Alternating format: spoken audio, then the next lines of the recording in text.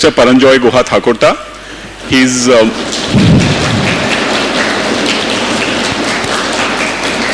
if you read my email, I was told many people delete my emails, but if you did read my email, he's currently the editor of the Economic and Political Weekly, and of course many of you are asked to cite papers from Economic and Political Weekly when you write your term papers, so I think you can make that connection very explicitly. But he's had a long career as a journalist. He's worked with several big names in the business media. He also anchored a very well-known show on CNBC India for several years. But apart from his professional career as a journalist, he's also been involved in public affairs, especially by thinking about the question of media ethics.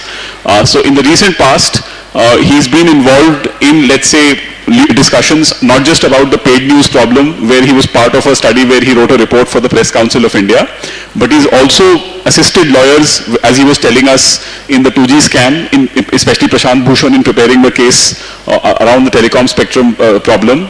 He's also made several documentaries dealing both with socio-political issues and largely topics connected to unethical practices on part of businesses. So without really, giving you a long formal introduction, I'll hand over the floor straight away to Mr. Thakurta. So initially we were thinking that he could concentrate his talk on the paid news problem and then take it further in terms of the issues that he's working on. But given that his body of work is very broad and he has authored a book on media ethics, he's recently published a book which is called Sue the Messenger, which is talking about how journalists are being silenced both by the previous government and the current government. So there's a range of things that he could be speaking about. So especially at the end of the talk, if some of you are interested in picking up those books, you can come and buy it and you can get it signed from Mr. Thakurta, and there will be time for some informal interaction as well. So our plan is that first sir will speak for some time and then we'll open it up for a Q&A, right?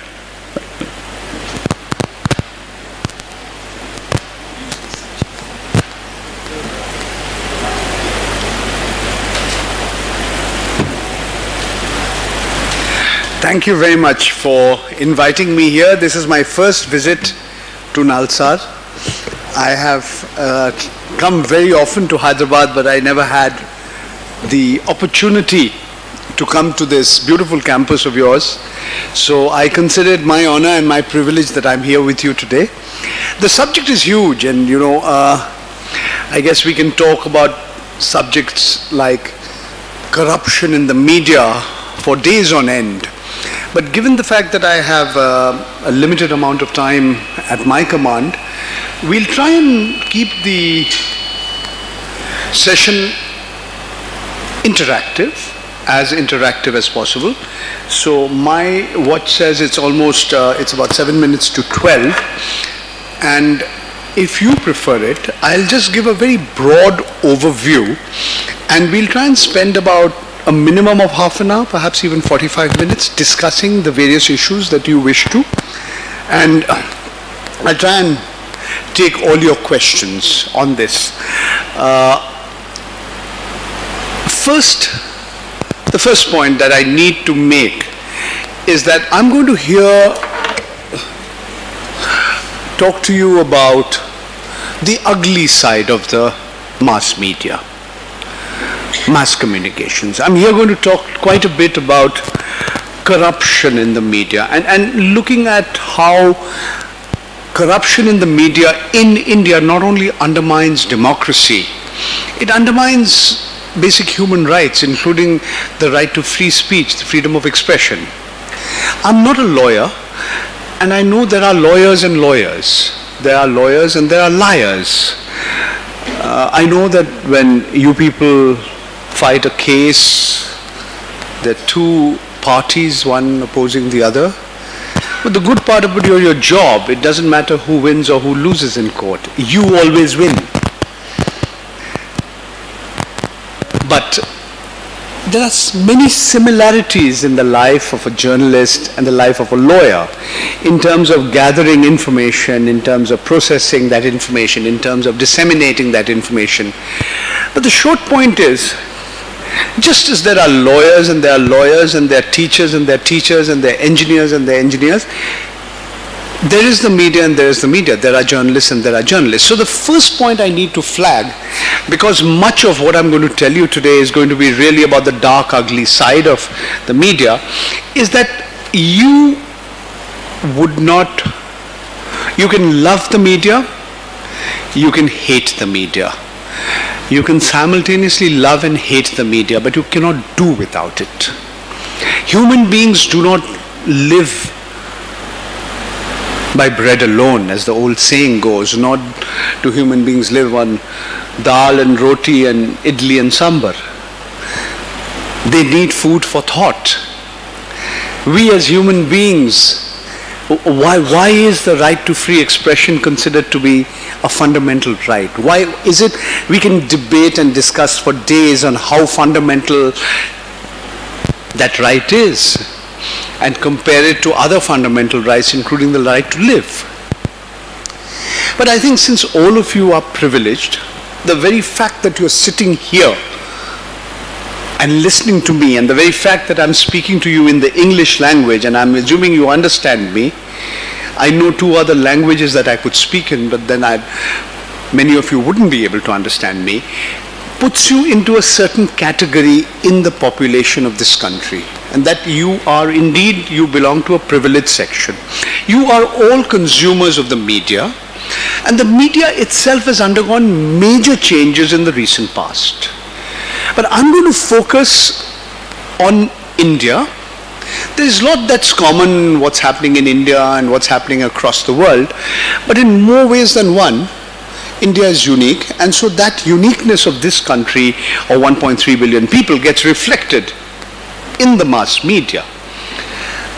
There are many things that are similar, including corruption in the media. Many of you may have recently seen, I don't know how many of you here see John Oliver, when one of his very recent shows is about journalism and about corruption in the media and about people who seek to disguise advertising as quote-unquote independent, objective, unbiased, factually correct, credible, quote-unquote, all within quotes, information. I mean, the first point that I need to flag here is that information is not a value-neutral commodity. But can you call it a commodity? Can you call it a commodity? Should it be a service? I mean, this information says that this is a particular classroom. It's information. That same information can be packaged into a nice little quote-unquote product and sold to you. But when you look at information and the way it's presented to you and the way you consume it, you'll realize that information which is provided to you by the media, by journalists, is presented, produced, and disseminated in various ways. So let's look at let's get back to some very, very fundamental issues.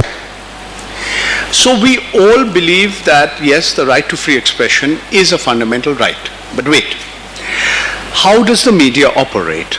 There is the media and there is the media. In India we have, believe it or not, 100,000 publications registered with the Registrar of Newspapers of India. We are the only country in the world where close to 900 television channels have been officially allowed by the Ministry of Information and Broadcasting to uplink or downlink from Indian soil. Nobody really knows how many websites there are, or how many websites have been set up in India or by Indians. Nobody has even attempted to make that count. And what makes India unique is we are perhaps the only country in the planet, and I think there are about 192 countries in the planet, including a few which has a population equal to that of your campus, small islands in the Pacific. Out of these, whatever, 192 or 193 or 194 countries, I think South Sudan was the most recent independent nation state recognized by the United Nations, but we are perhaps the only country which calls itself a democracy certainly the only large country that calls itself a democracy, where news and current affairs on the radio is still a monopoly of the government. Now that's very, very interesting, because private players can be there in print, in television, on the website, but in radio, if you want to put out quote-unquote news, only All India Radio, Akashvani is allowed to do that. Though you have hundreds of private FM radio stations, hundreds of community radio stations, a very, very curious kind of a situation that we're in, and if you want me to elaborate on this, I could talk about it, if any of you want to know more about it. But this is the what you might call the media-scape in India. But the media-scape, not just in India, across the world, has undergone major changes in the recent past, which none of us could ever have imagined. The incredible change in the last 20 years, I mean, the internet is just 25 years old. And the real changes that the internet has brought about in the way human beings or human society exists is really been evident over the last 10 or 12 years, I would say. You could argue how important the internet is. Is it as important as the or electricity or the steam engine, or you can even go back in time and say the wheel or fire?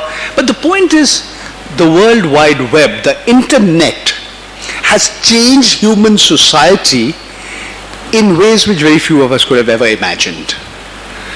Today you literally carry in the palm of your hand your newspaper, your weekly magazine, your library of books, your radio, your television set, and more than that, you're not only able to, it's not only a means or a way of mass communication, it's also a means of personalized communication. So you can communicate with individuals located anywhere on the planet. And at the same time, you can transact various kinds of commercial transactions, whether it be a purchase of a ticket on a train or a plane or a movie, to a whole lot of other things. You can send a gift to somebody in another part of the planet. But let's keep in mind 2 or 3 things. One is the existence of what we call the digital divide. Let's accept that fact, that today we live in a world with 7 billion people on this planet, and even as we talk, roughly half have not used the internet. Roughly half. You can check this out. But look at a country like ours. And this is actually very, very widely, I mean, the inequalities that we see in the globe are also reflected in the way in which the internet has worked. I mean, in many, many countries in the world, it's 100% or 99% always on broadband connectivity. But say, take the 2 largest countries on the planet, India and China, together accounting for roughly 40% of the population of the planet. In these 2 countries, in China, roughly half the population or a little more than half the population is using the internet on a regular basis. In India, that proportion is lower.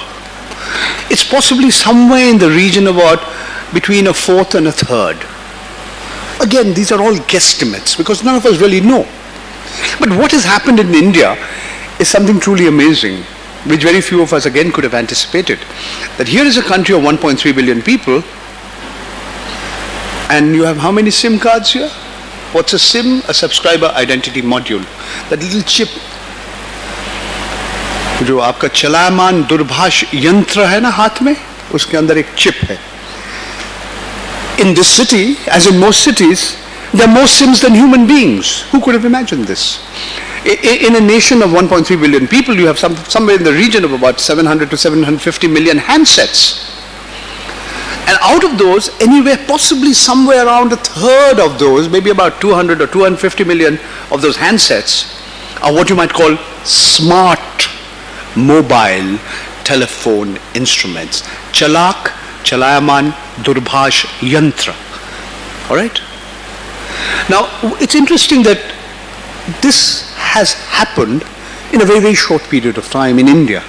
Just in the same way as, I mean, how many of you would realize that as recently as 2014, there were more phones fewer phones in India than television sets. Not 2014, 2004, I stand corrected.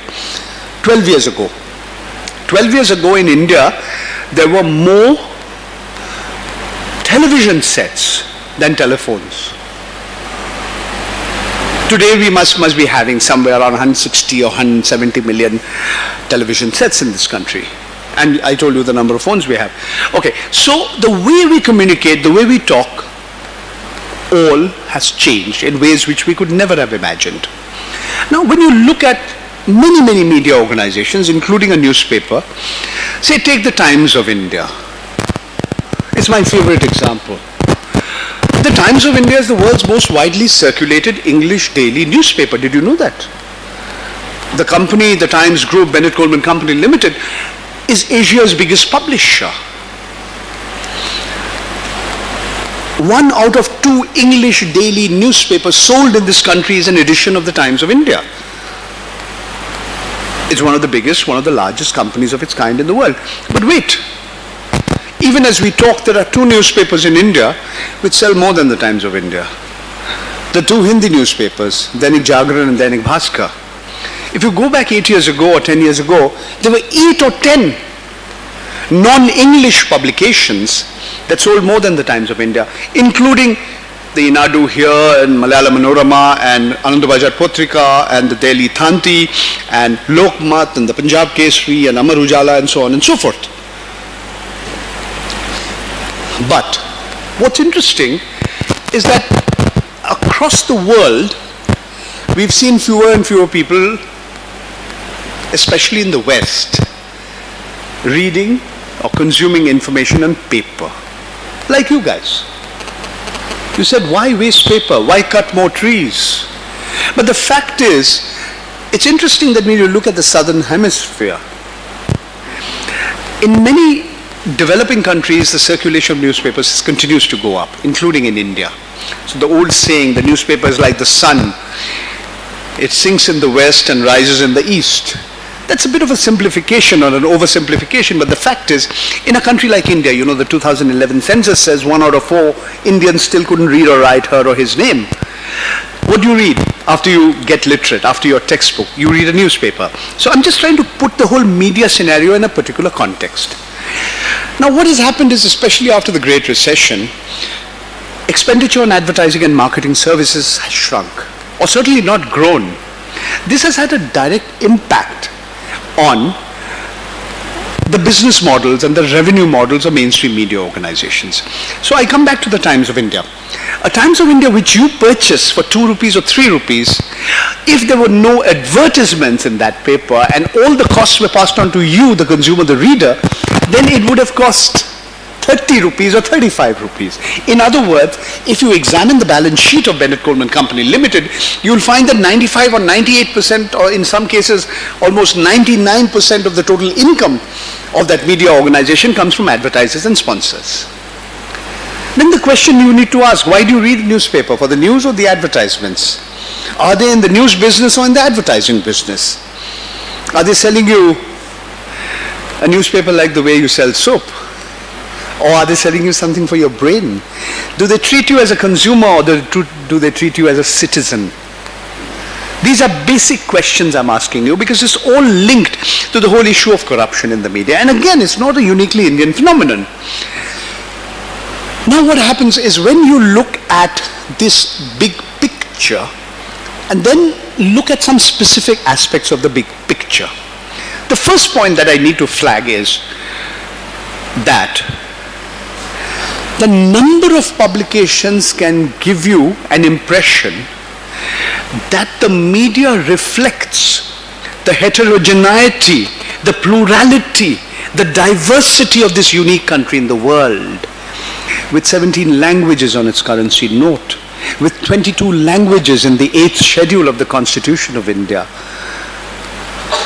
The only country in the world which divides its population not only along lines of age and sex and gender and class and region and religion, but we have the caste system. What makes India unique, have you wondered? Yes, we have poor Brahmins and rich Dalits too. Does that make us truly unique? In this unique country of ours?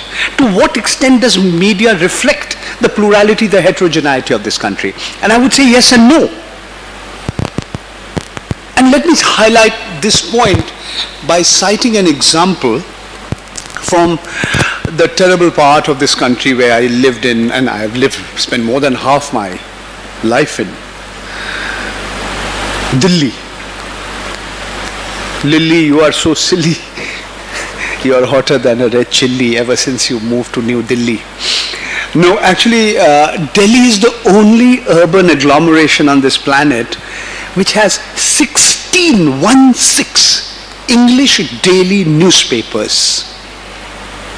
The only city in the world. Now, why? Why do they have 16 English newspapers? I could list them for you. But this gives you a very, very misleading picture, because if you break the circulation of all these English newspapers, you will find that the top two, the Times of India and the Hindustan Times, will account for over 3/4, perhaps 80% of the total circulation of all English newspapers. So the numbers are very, very deceptive, because they conceal the fact that you have monopolies and cartels that are operating. The question that you can ask is therefore, what are the other 14 of them in the business for? For a number of reasons. One of that is the fourth estate is also real estate. Many of the newspapers have been given land at concessional prices. Many of them are located in prime urban locations. Many of them are obtaining substantial amounts of money through rental incomes. That's not all. The fourth estate is not just real estate, but the fourth estate is also, the publisher is a person of stature in society. He influences others.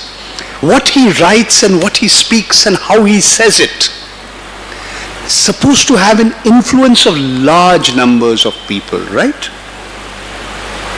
So when Arnab Goswami tells you every evening, the nation wants to know, you don't ask him, but the total viewership of all Indians who watch English channels, news channels every evening, is not even 0.1% of the population of this country. Yet he knows what the nation wants to know. So, the fact that you are a part of the media, that the fact you're a publisher, that you're an editor, gives you a certain social status, and you believe you influence others, you influence politics, you influence policies, and so on and so forth. Let's take a step back again. So, why are they in this business? Yes, they want power, they want pelf, they want influence. They are sitting on prime property, yes and no. But let's look at it a little differently. And this is where you cannot treat the media and cannot treat newspapers the way you treat a soap or a toothpaste. Let's get into economic policy, economic ideology, modes of production. I mean, what do the laws of capitalism, what do the norms of capitalism, not the laws, I beg your pardon, I shouldn't be using this word so loosely, in Nalsar, the National Academy of Legal Studies and Research. No, the norms, the rules, unwritten. It says that if you have competition in the marketplace, it's good for the consumer. I mean, simply put, you have one manufacturer of soap, then you don't have a choice. You have to go to that shop and buy only that soap, irrespective of whatever price or whatever quality. But when you have like 3 manufacturers or 5 manufacturers of soap, hello, you have all the choice in the world. So you want this flavor, that flavor. You buy something because Aishwarya is using it. You buy another one because Dips or Bips or Piggy Chops is using it, whatever. So you have it all there for you. But does it work in the case of the media? And here I put forth to you an hypothesis saying often the reverse happens. That the intensification of competition in the marketplace results in a dumbing down.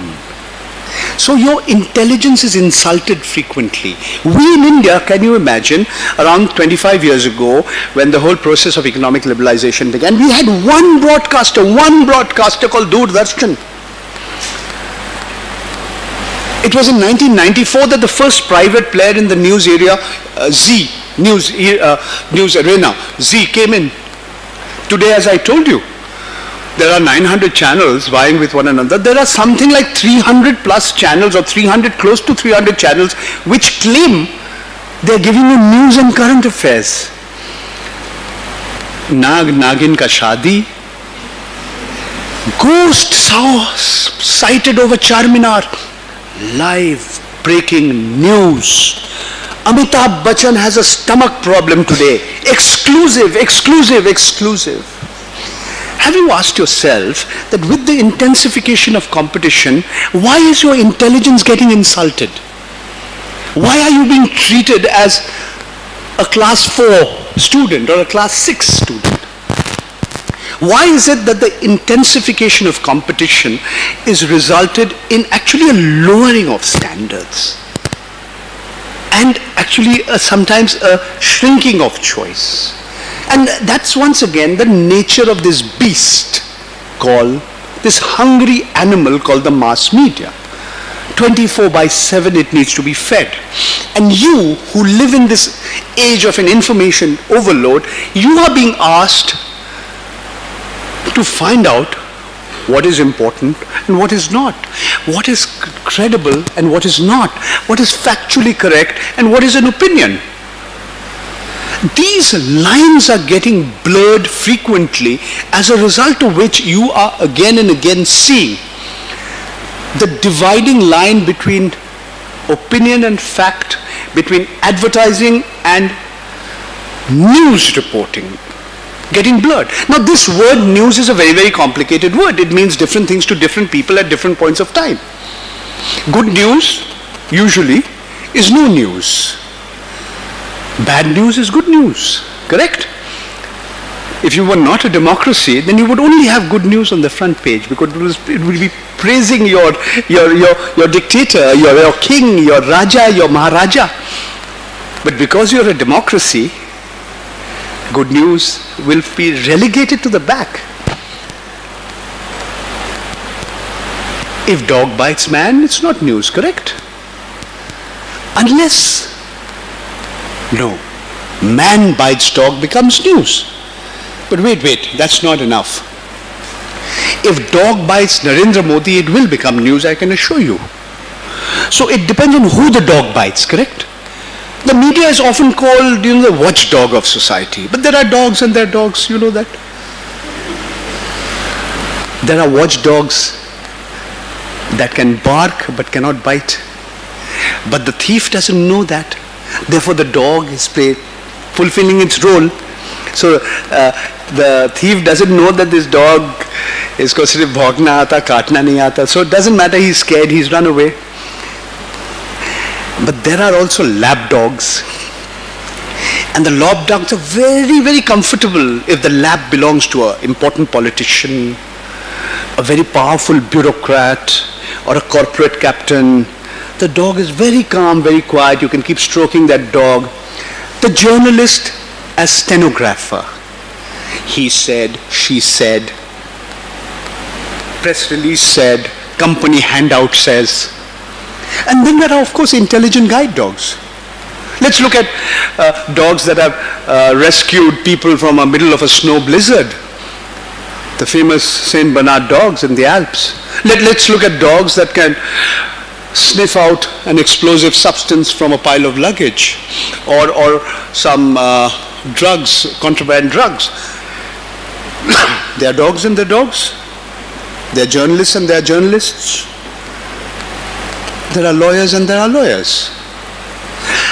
So, what has been happening across the world and in this country with the information overload reaching incredible levels? Never before in the history of this planet has so much information being shared so quickly with so many people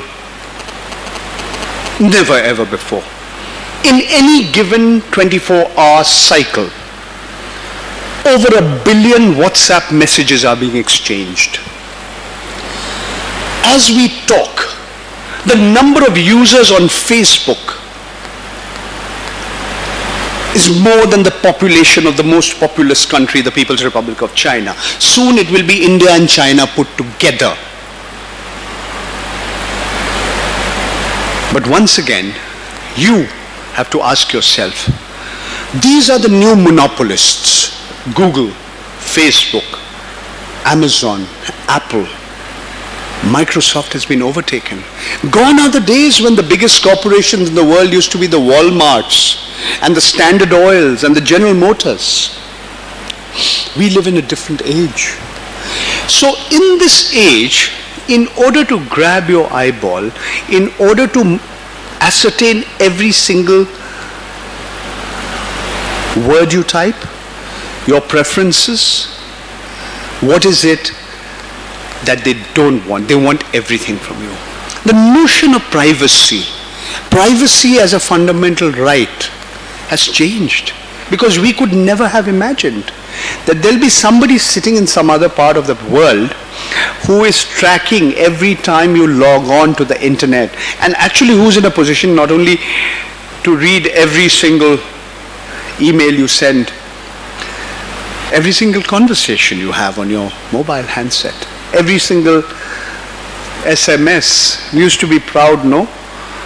We were a country of SMS. Sardar Manmohan Singh. We invented the missed call phenomenon. But look, the world has changed in ways which we could never have imagined. Our human society, our families are changing. Children are spending more time on that handset, and I can see 15 of you very busy right now as I'm talking, like that young lady over there on her handset. If you close that, sorry, I interrupted your message. It's a very important one. Please send it to your boyfriend. But wait, that gentleman who's walked out of the class, his laptop was open. Because if he closed his laptop, he would get a withdrawal symptom. It's like, an alcoholic or a drug addict, if he doesn't drink that whiskey, his hands start quivering. The new ailments of the new society that we live in. My God, when did you last trek a hill and not use your internet for 5 full hours? Did you feel so deprived? Oh my God, poor you, I feel so sorry for you. You were without the internet for 5 full hours. So I ask you, you are smart enough today to know the power of the advertiser. You know how large corporates can not just not tell you the full truth, but harass you if you tell the full truth, and use your services to put out a lawsuit, strategic litigation against public participation. I'm the victim, I know. The idea is not only to intimidate you and harass you, but to tell the whole world, don't mess around with me. I'll teach you a lesson. I'll drag you to court in some obscure part of the country. You'll have to engage one of you young people when you're here 10 years, and you'll charge huge amounts of money, right? It's going to be expensive. It's going to be time consuming. Correct? And should I say the dirty word here? There are judges and there are judges. Right? And will I be demeaning the judiciary in the eyes of the public if I say in Nalsar that some of our not so honorable members who sit on the bench are known to have indulged in the kind of corrupt practices that we see journalists having encouraged? Of course, or cops. Hello, when did you last meet an honest policeman? They exist. Honest judges exist. Honest lawyers exist. Honest journalists too exist. Because if it wasn't for them, then the institution of the fourth estate would not exist. In a democracy, you need an institution which can serve as a system of checks and balances against those who are in positions of power and authority. If they misuse or abuse their discretionary powers and their authority, you need an institution which can hold them accountable for their actions. That young man is fast asleep. I don't know why he's come here. He had a late night, he had a project to fulfill, and therefore it might have been better that he did not come here, but he knows I'm talking about him. He's got up, but it's all right. Sometimes, you know, you put your head down and you think very deeply. One of our former prime ministers also he described himself as a humble farmer. He would often do the same thing. But today you fall asleep in Parliament and wait, your picture will be flashed all over the social media. This is the new reality. The division not only between public and private. It's not only that once you become a public figure, your private life is open to the whole public. Are you ready for the nastiest of questions? What is the nastiest of questions? Can you ask me? Of course you can ask me that nastiest of question. When did you stop beating your wife? Classic nasty question. But remember 2 or 3 things about the media. And I'd like to make this session interactive. So I just realized it's 12:25 and I can stop here. But I'll just flag 2 or 3 points. When corruption in the media results in information getting planted in the run-up to the elections, then you're undermining democracy. When people are paying to get a favorable article published for a particular candidate who's standing for elections, or paying money to have that person's political opponent to be trashed, you are actually subverting and compromising the entire democratic process. The purity of the vote doesn't exist. That's been happening in India. We have a very, very curious situation where you have a conduct of election rules. And there are people who are violating the conduct of election rules and admit it, politicians. I can give you names of such people. And what happens is they admit that yes, I paid a particular journalist or I paid a particular media organization money, but you can't prove it. You can't prove it. This entire business of paid news is a clandestine operation. Yes, we know it exists. Me and a colleague of mine, we prepared a 71-page report running into 34,000 words. Please read it. We give you circumstantial evidence. We name names. I didn't exactly become the most popular journalist. If you want to know how it all happened, I'll elaborate in detail. The Press Council of India. I was a former member of the Press Council of India. This is a classic quasi-judicial body set up by an act of parliament, which is it's a toothless body. My friend Biraj Patnaik said it's a toothless tiger that cannot even growl. You know, you see a tiger, you might get scared, but this tiger cannot even scare anybody. We have anarchy as far as regulation is concerned. I elaborate on the Central Board of Film Certification, Telecom Regulatory Authority of India, Ministry of Information and Broadcasting. We have the DETI, Department of Electronics and Information Technology. We have the CERT, Computer Emergency Response Team. We have a plethora of bodies ostensibly trying to regulate the media, but we actually don't. We have complete anarchy that's prevailing. And I can give you dozens of examples to show how it works. We have here, compared to many other countries in the world, compared to many other developed countries in the world, we have regulatory anarchy as far as the media is concerned. The media says we should not be regulated.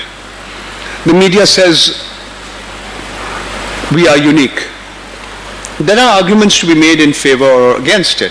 But we are today, as you say, in an age where media has converged.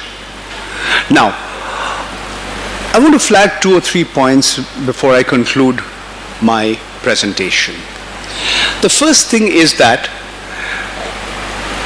even if you change laws, you can curb corruption up to a point, you know. The Indian Penal Code didn't stop people from murdering or committing rape, right? Or the Criminal Procedure Code. We have here laws pertaining to defamation, which are, the Supreme Court recently ruled that defamation in India continues to be both a criminal as well as a civil offense. We also have today a situation where the way in which you interpret Article 19(2) is huge. I mean, what is a reasonable restriction on the right to free speech? Who decides? Is it your local gangster who decides? Is it your station house officer? Or is it the Chief Justice of the Supreme Court of India? Who decides that my speech is inciting hatred? It is resulting in two communities fighting each other or people bashing up each other. Who decides? Who decides that my speech is harming our relations with our friendly neighbors? I mean, is it Arnab Goswami? Is it Manohar Parrikar? Who is it who decides it? You know? So these are huge questions, and we can have detailed discussions on on all these questions. But remember, one section of the media is not just corrupt, it is criminal, it's criminalized. You know, media loves talking about the criminalization of politics. A part of the media has been criminalized. You want me to name names of journalists who've spent time behind bars? The head of Zee News, his name is Sudhir Chaudhary. The head of Zee Business, his name is Sameer Ahluwalia. I'm on YouTube, right? Correct? The fact is, both these members of my fraternity have spent time behind bars because they were accused by a former Congress MP, Naveen Jindal, allegations of extortion and blackmail. Okay. It's happened across the world. As I told you, there are journalists and there are journalists. But there are journalists without whom freedom of expression would mean nothing. Article 19(1)(a) would mean nothing. Journalists derive their right to free expression in the same way an ordinary citizen does. In that sense, the journalist is not different from any other citizen. And you can argue whether they should be given special privileges or not. But the crux of the matter is, if you believe in democracy, and you believe that democracy needs to be strengthened in our country and across the world, then you have to think very seriously on this issue. There are journalists who are stenographers, as I already pointed out to you. But there are investigations, and these investigations are done by journalists. I was speaking to one of your colleagues about the Panama Papers. And for the first time, or not for the first time, we've seen the International Consortium of Investigative Journalists. We have huge amounts of data. And we have large numbers of journalists trying to figure out how to use that data to give you a story in a newspaper which you will consume. So as soon as Amitabh Bachchan and Aishwarya comes in, you start, what is Aishwarya got to do with Panama? Read the Indian Express, correct? It also is able to practice its journalism of courage. Why?